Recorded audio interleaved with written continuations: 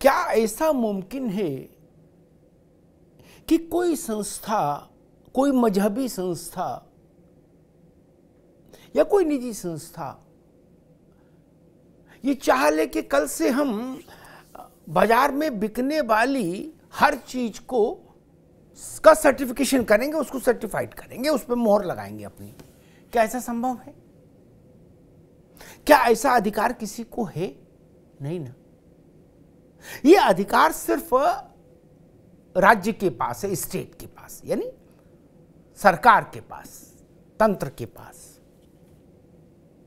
लेकिन भारत में इसका खुलेआम उल्लंघन हो गया, बड़े फलक पर हो गया।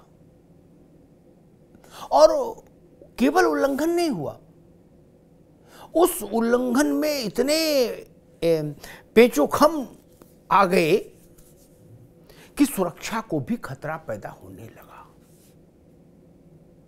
जी हां, मसला तो था वस्तुओं के सर्टिफिकेशन का, लेकिन उसके तार जुड़ गए जाकर देश की सुरक्षा से, आतंकवादी गतिविधियों से, आतंकवादी संगठनों की फंडिंग से। जी हां, ये बात कर रहा हूं मैं हलाल सर्टिफिकेशन की। शुरुआत में एक समझ ये बनी कि शायद जो नॉन वेजिटेरियन खाद्य पदार्थ हैं उनके सर्टिफिकेशन का मसला है ये, कि ये हलाल का है। इसका मतलब है कि ये इस्लाम की धार्मिक मान्यताओं के अनुरूप है, इसको खाया जा सकता है।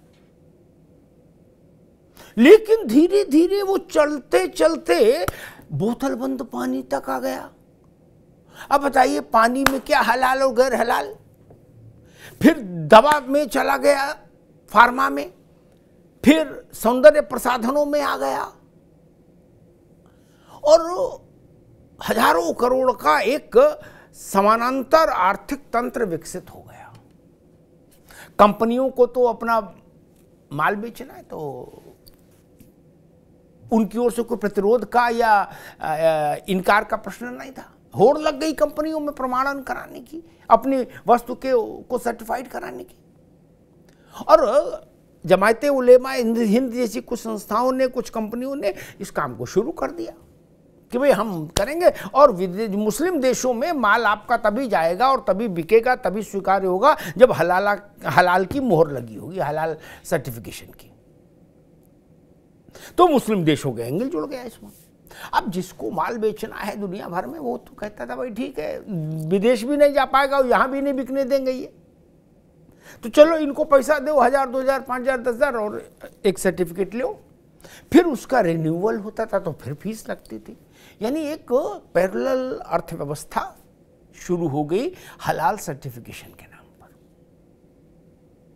उत्तर प्रदेश में योगी आदित्यनाथ की निगाह उस पर गई और उन्होंने एक झटके में उस समूचे अवैध तंत्र को खारिज कर दिया, ध्वस्त कर दिया, प्रतिबंधित कर दिया। अब हाहाकार मचा है देश के, उत्तर प्रदेश के भीतर भी, देश के भीतर भी, देश के बाहर भी। और ये हाहाकार की व्याप्ति कई मुल्कों तक है अब, कि भाई ये हलाल सर्टिफिकेशन बंद कैसे कर दिया योगी आदित्यनाथ की सरकार ने। जमायत उलेमा हिंद कह रही है हम सुप्रीम कोर्ट तक लड़ेंगे, छोड़ेंगे नहीं। अवैध तंत्र टूटा है, समानांतर अर्थव्यवस्था की एक इमारत भरभराई है, तो तकलीफ ज्यादा हो रही है। इसलिए मोर्चेबंदी करने की कोशिश की जा रही है। आज शाम 5 बजे रही मेरे साथ, इसी मसले पर चर्चा करेंगे कि ये हलाल सर्टिफिकेशन की जो ये प्रक्रिया है, ये बला क्या है, ये आई क्यों, इससे फंडिंग का खेल कैसे जुड़ा, और वो भी फंडिंग आतंकी गतिविधियों को संचालित करने वाली वालों तक वो पैसा पहुंचा। ऐसा आरोप उत्तर प्रदेश सरकार ने लगाया जब उसने इसको प्रतिबंधित किया। आज से उत्तर प्रदेश में दुकान दुकान सघन जांच का अभियान भी शुरू हो रहा है कि क्या किसी दुकान पर हलाल सर्टिफिकेशन वाली कोई चीज़ तो नहीं बिक रही।